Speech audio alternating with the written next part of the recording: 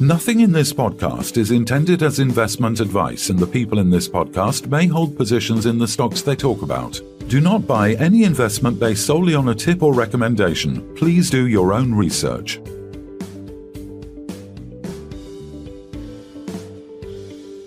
So, welcome to the Midweek Takeaway, and welcome Leon from Jubilee Metals. How are you doing?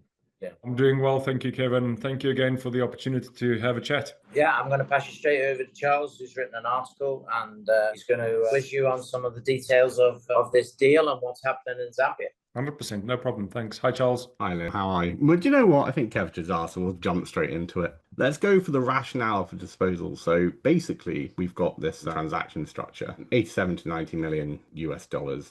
Purchase consideration, so 25 million in cash, comprising of 50 million advance and 10 million at completion, 50 million in deferred payments over 4 years, and then 12 to 15 million in royalty payments.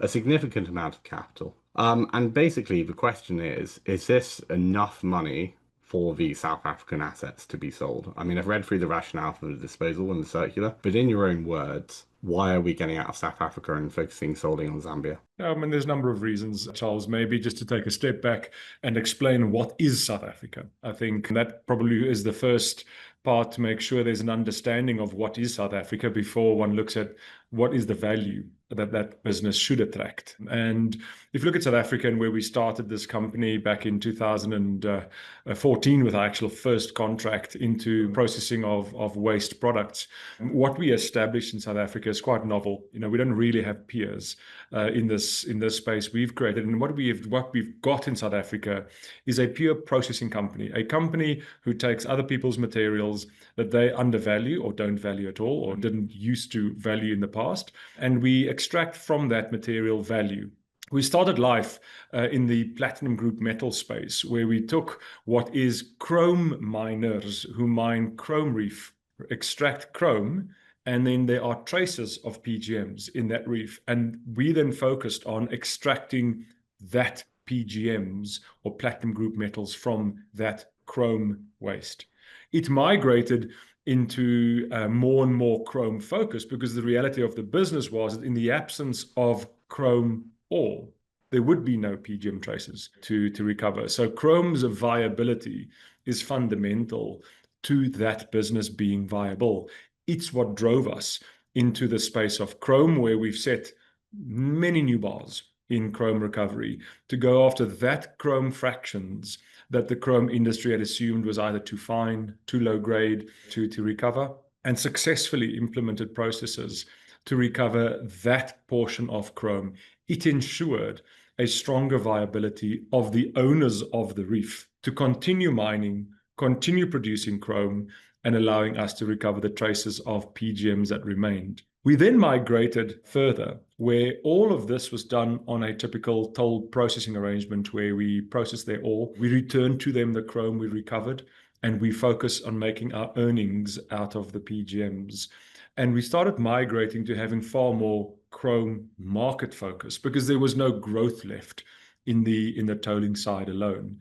And we went into the business to secure direct access, partnering with chrome operators to get a percentage of chrome earnings from the technologies and the process techniques we deployed to ensure a stronger viable model. So it was a bit of a quid pro quo, where we're getting access to chrome and offering access to PGM earnings to ensure fundamentally number one priority was that the chrome ore owners or reef owners or mine owners remain viable.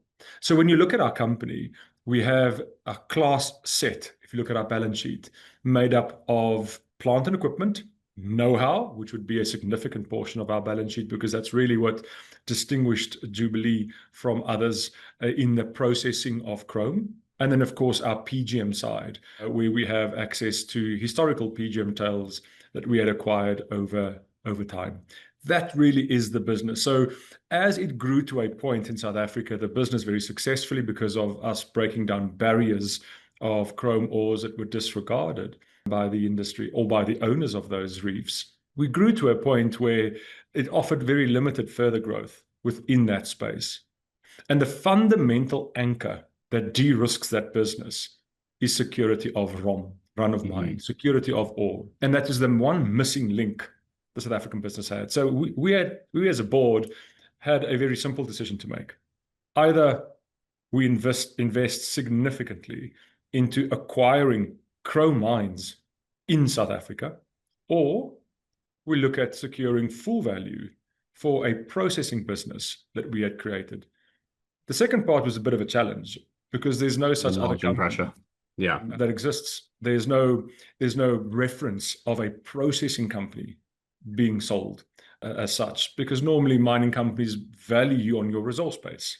And the processing firm as it is a company based on short, medium-term contracts. So you don't have a 15-year resource-based life that offers you your security of earnings. So within a processing space, you have a reality of either stay as you are, face the reality of shrinking margins driven by cost squeeze, both from mining the reef and selling of that reef, in a market that's physically traded, not platform traded through London Stock Exchange or Metal Exchange rather. It's dominated by China, and therefore the chrome price is often set by China, not through some exchange. So taking those risks into context, and within the South African space where your cost base of electricity is escalating in multiples of inflation, one has to look at what would such capital return offer you in South Africa to buy or pursue, even if they were available, such chrome mines. And that really is a decision one has to look at when you then look at your question, the value that's being offered, before we get into, what do we believe such a cash can unlock in an industry such as copper. If you look at the value, one has to then say, well, as a private entity you're selling, no peer reference, set yourself a target of at least, it might be a stretch target, but set yourself a target of securing the full net asset value of your company. And on top of that, add back onto that any debt that company might have, so that you then target that as a value for a South African business, so that you actually secure full value on a significant multiple of your earnings of that company, even if you take in certain fluctuations in commodity prices. And that really was the rationale of the selling part. Of the reinvesting part, the rationale is, of course, very different. The rationale for the reinvestment side is to go into a metal with strong fundamentals, publicly well-researched, many documents available, analysts in the copper space, a metal that is widely traded, driven by supply and demand fundamentals through the various exchanges it is sold and traded on. A metal that has no specific technology reliance, such as platinum group metals.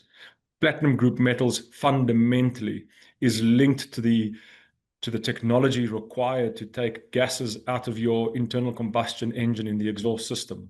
That's fundamental, its majority of its use. And therefore its continued future demand is linked to that single use beyond some other areas. But that's the major one. Versus copper, which is not linked to whether you have a battery car or whether you have a EV, a hybrid, or an internal combustion engine. It's for if you need electricity conducted anywhere, whether it's in your house appliances or whether it's in your motor vehicle, you need copper. And therefore copper is linked to world economics and demand. It's far simpler investment theory. And that's why it attracts such stronger multiples in the market. And it's also the reason why we felt that would be a stronger offering for our capital investment play for this group. To summarize, basically you had these strategic options to acquire more chrome mines, which required that significant capital investment, for which you would have had to raise capital at the share price that we have, non-viable, or to continue as a pure processor, but deal with that margin pressure constantly, the fact that you've got to the point where you feel like you've maxed out what you can do, or to sell the operations that you have and pivot to copper with this, say $87 to $90 million. And then we can talk about the financial impact, the debt to equity ratio, or the fact the purchaser, assuming those South African facilities. But if you are pivoting to copper, and to be honest, we've done the justification part already. I think we've got to the point now where it's better to talk about the future. You've got this 3-pillar copper strategy, integrating the mine to metal, so that's the Sable Refinery, Moncoyo, and Project G. The third-party processing, so that's Rowan. and then the surface stockpiles and the tailings, that's the larger waste tailings dump. So I think if we take them one by one, so Sable Refinery, Moncayo, and Project G, that first pillar, what's the strategy over the next 12 months? Sure.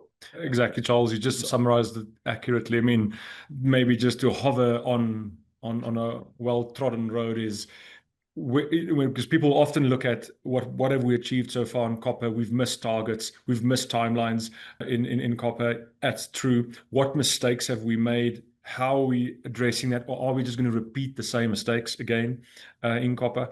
And you're quite right. If you look at what we now are pursuing compared to what we were when we entered the copper space, entered Zambia as a new jurisdiction, what we were was a single integrated approach, where every single component of our projects integrated into a single solution, a single processing, concentrating up into a single refining strategy, centralized refining, etc. What that showed to be flawed is the infrastructure challenges within the country. You cannot build out your company reliant on a single area, whether it has electricity or road infrastructure or whatever it might be, or water, for your strategy to succeed. But what we are now taking forward is actually a complete diversification. It's taking the best out of South Africa, where it's a pure toll processor, exactly as you said, or not a toll processor, but we buy in run of mine, we process, make a product, and we sell it for a margin. That's the simplicity of the one business.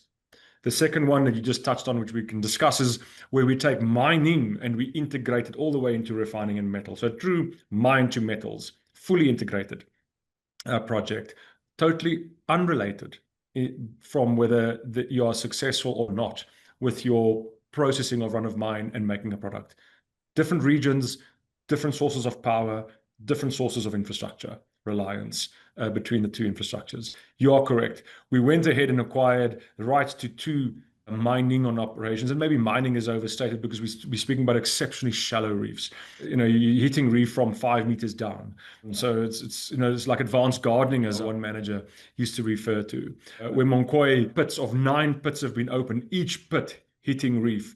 Drilling program happening at the moment showing that actually the continuity of the reef suggests mega pits rather than satellite pits that it offers. Immediately on the back of that, looking at acquiring property around Moncayo to offer extended life of this quality potential reef that is being found in that area. The second one, Project G, as you refer to, very similar to Moncayo, just in a different direction. The one is roughly 48 kilometers away from the refinery. The other is roughly about 65 kilometers away, maybe up to 70 kilometers, depending which road you take. Both open pit, both extremely shallow. There is many more such opportunities in the area. Moncayo, which is small scale, which is maybe the wrong word used in Zambian law, small scale, meaning it's smaller than 700 hectares, which is particularly large, and it therefore shows you that beyond Moncayo, there are many more Moncayo's within the Moncayo area or the Moncayo district, and therefore we've now shown that ability. We've shown, our processing team has shown how to recover that material.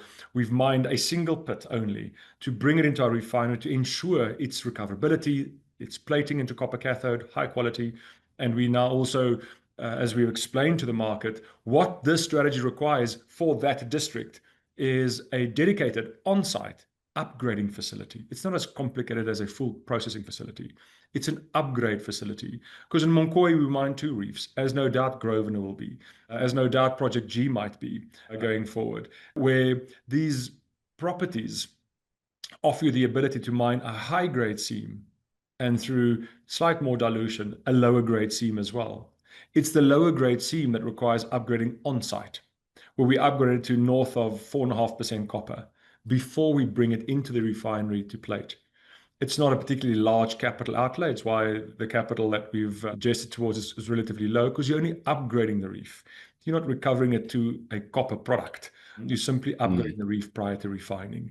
That strategy allows us to build out many more Moncayo's. And if you think of Moncayo acquiring it for roughly $1.5 million, and we've already produced copper that is probably 40 times the value of that amount we paid in just getting copper in, processing it through. We have north of 1.5 million tons of stock on surface at Moncayo already of this low grade org. It gives you a sense of how quickly one can move and how cheaply one can expand your portfolio of these opportunities in Zambia. The key that you need to unlock that opportunity is you've got a refinery. You've got all the infrastructure associated with having that refinery. So it's not a capital project that is a mine, an upgrade facility, and a refinery. The refinery is done. We're simply expanding it. And that's the logic of the business that's being installed. And then, I mean, in terms of if you have, like we say, $90 million and Moncloyd costs so little, you've got the capital now to go buy several more to get the zone. Absolutely, Charles. I mean, if you look at the, if you look at the value of the South African business the cash that's released from that sale, it's well in excess of total capital requirement for the Zambian company to complete all of its projects, not just Mogoy and Project G and Rowan upgrade and Sable upgrade, but the full ambit of its project pipeline is a fraction of the cash that this sale releases. Should we be expecting a share buyback over the next kind of 12 months? Well, what we look at as a group is that whatever you do with a share buyback or dividends or whatever strategy you deploy to give back to shareholders, as long as it's sustainable. It's not a once-off flash in the pan kind of event. And you're quite right. If the cash coming in exceeds the capital outlay required, you get to a point faster where that can happen. And that's what the sale does. It accelerates that position to at what point do you arrive at where you actually now are able to, especially when you look at where the share prices are hovering. It's so opportune to look at those potential strategies. I just think Jubilee has suffered in the past from being a highly liquid stock. So when funds need to liquidate for whatever reason, as they do, you are one of the ones that get hit by that. So having a share buyback in process, especially when the share price is so low, just seems to make logical sense. You get to a point where, the cash, the $90 million coming in from the South African facilities almost covers the market capitalization of the company and assigns zero enterprise value to the Zambian assets, which is clearly ridiculous. The opportunity, to my mind anyway, is quite strong. In terms of third-party processing, so the Rowan concentrator, I think we're at 384 tons of copper per month as of July. What's the plan for Rowan over the next year? To be honest, it's taking small steps on Rowan. Rowan's capacity is far greater than 384 tons of copper a month. I mean, it's far greater than that, Rowan. So our approach as a board and as management is small steps. It's basically repeatability now. So repeat that performance for a couple of months before you take the next step up.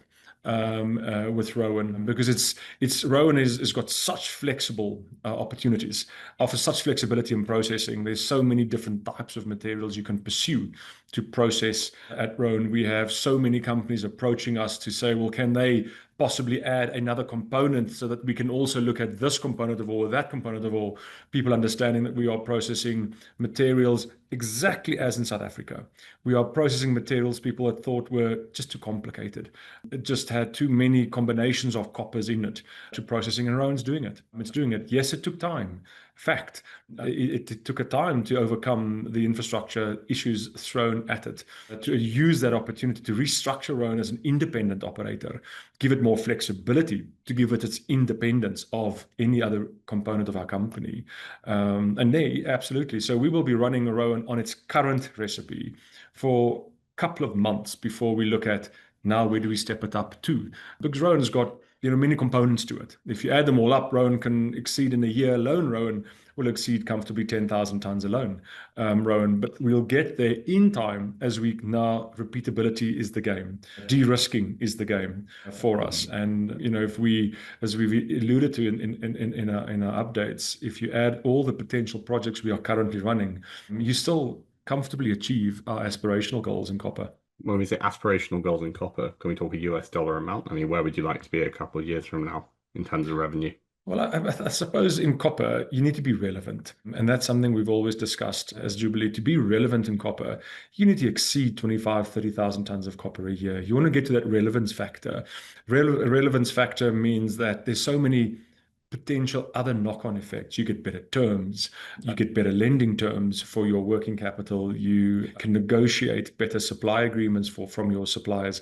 There's so much of it. Relevance also puts you on a different platform within the stature of the country. that you're in. So that would be a goal that I think as a company, we've always said that we're chasing down to get there. And what this does, being pure copper, it attracts different copper opportunities to us as a pure copper play. We're not confusing companies who talk to us, whether we are a chrome company or a trace PGM recovery company, or are we a copper company, or are we just a metallurgical services company for going forward?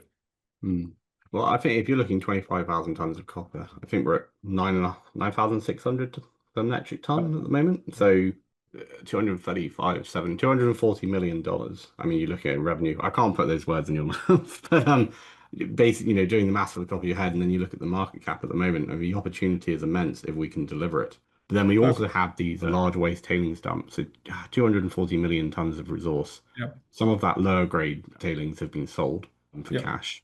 Yes. But I guess the question is, I mean, the modular processing units, we first started talking about this, I think, a couple of years ago now. And that deal with IRH. Yes. I think they weren't, I mean, my interpretation of it, I'm not sure whether you can comment on it or not, but my interpretation is they weren't prepared to guarantee they were going to move quickly on it. Seems to be the view of the market, hence why you walked away. Yeah, I mean, there's sometimes in life, your partner and you don't have the same immediate strategy, and it only comes out in time once detail is being, nailed down on how are you implementing, how fast are you implementing, at what scale are you implementing. When you realize that strategies differ, whether you have a strategy to keep ownership for potential future valuation or future address, or are you doing it because you really want to extract the value now? And that's really what we wanted to ensure, is that we have a partner that shares our view. And our view is quite simple, is that we should be aggressively pursuing that project. Where our skill is different to so many companies, as we've shown how many times in South Africa, is our ability to take something that is so diverse, so low grade, yet absolutely humongous, to upgrade that into a product that looks like standard in the market. And that's really what we do so well, because once you've upgraded it, it becomes extremely marketable, your product you've made. You can then in time take it forward, and we'll take it all the way to metal if you need to. But all of our projects in South Africa, we've shown how quickly we can get into operation to produce something that is saleable. It brings cash flows early, it's light on capital. And then you have time to say whether are you going full to refining, or are you going to make cathode, or what are you going to do to it? Because Zambia is blessed with a lot of refining capacity within the area of this particular material. And therefore, one can question whether do you truly need to put yet more refining capacity down, or do you only need to upgrade that material to a point where it is marketable? And that's what that project offers us. And you're right, modular plants is something we've shown over and over the success of in South African business. Our South African operational team is renowned for it. It's been perfected. It just rolled out a new one on each operation that we were offered back then. So that literally is what we believe we should be executing rapidly. And again, it's a standalone project. It's got no reliance on whether Rowan is running or whether Sable is refining. It might, if Sable is expanded even further, make use of that refining, but unlikely because of the distances between these projects. It's a different region, different province of Zambia, totally independent standalone project. Yeah, well, this is the advantage, isn't it, of the three pillar copper strategy, having them separate. Something goes wrong in one of them, the other two will continue to process. But I guess for me, the thing is, there's a couple of things here. Obviously, you've got the copper price and the long-term copper pricing. You've got the fact that the majors are coming back to Zambia, and potentially, I mean, I know firsthand from a couple of them, I won't name names, that they're struggling with the local jurisdiction. So maybe you'd be able to help out there, whether in joint venture partnerships or similar. But then the other fact of the matter is that Zambia it has some very, very high targets for copper production. And in order to get that copper production, producing it up and running, they need to be very supportive. And I guess that's the question in terms of jurisdiction, because I think that's the key issue. How supportive is Zambia being with you guys? And that's my final question. No, you're quite right. I mean, your statement is absolutely valid. It's completely undervalued by many. The lessons one learns for being on the ground and operational for nearly 4 years, 3.5 years, nearly 4 years in Zambia, it's invaluable. Understanding how to operate in the jurisdiction, how to operate within the mineral, legal, and community framework that is offered in that particular country. It is a tremendous advantage to have in Zambia. And yes, it took many lessons to get that position. And you're right, people are, many majors on the outside looking in, have realized challenges they faced in emerging markets, that to come in with that kind of knowledge offers a far softer landing than trying to do it all yourself and learn your own lessons all over again. And that is what Zambia is. Yes, you are right. Zambia, the president has been very outspoken on the targets they've set for copper. Copper is seen as a fundamental driver of the economy, and that makes the jurisdiction friendly towards mining or supportive towards mining in the area, and which assists in getting things done. Classic example, to their credit, the power crisis was severe on industry that was faced, but the reaction time for a country was relatively short to have it addressed, to bring in legislation to allow companies to address these challenges. And that gives you an example of how quickly and how important Zambia views mining as a pillar of the economy in the country. Wonderful, Leon. I mean, I think the pressure is on you, personally, and then on Jubilee as a company to deliver. I think we are pretty much at the low in the share price. If you look at compare the fundamental value of Zambia and the capital about to come into the company versus the market cap, I think anyone buying now will be pleasantly surprised in the next 6 to 12 months. But we'll keep chatting, and fingers crossed it all goes well. And I think the final thing for me to highlight is the fact that the copper strategy rests on 3 separate pillars.